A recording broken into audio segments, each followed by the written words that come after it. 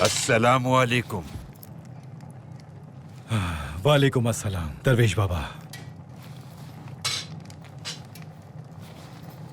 تم نے اپنی ناراضگی سے لوہا گرم کر دیا اور غصے سے چوٹ ماری۔ مسیح پاشا نے جزیرے پر حملہ کرنے کا فیصلہ کیا ہے، اور اگر ایسا ہوا تو وہ عروج آغا کو مار دیں گے درویش بابا۔ بحیرہ روم پر غلبہ پانے کے لیے ایک واحد سلطنت کے ساتھ ہمارا متحد ہونا ضروری ہے، میں جانتا ہوں، اور وہ سلطنت عثمانیہ ہے، لیکن لالچی مسیح پاشا کا سلطنت کے فیصلہ سازوں میں شامل ہونا مجھے بہت تکلیف دے رہا ہے درویش بابا۔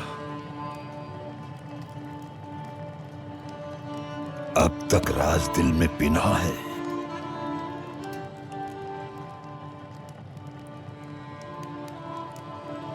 جی ہاں بالکل۔ ایسی فتوحات حاصل کرو گے کہ ہم تمہیں دین کی خیر کا لقب عطا کریں گے۔ تمہارا نام خضر ہے مگر تم خیر الدین بار بھروسہ کے نام سے جانے جاؤ گے۔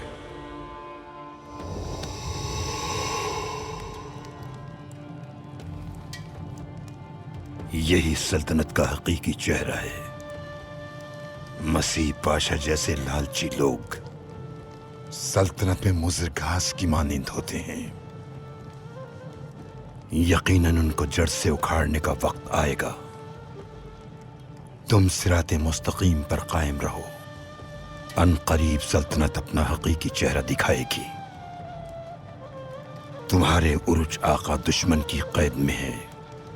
تمہارا بھائی الیاس آزمائشوں میں گرفتار ہے۔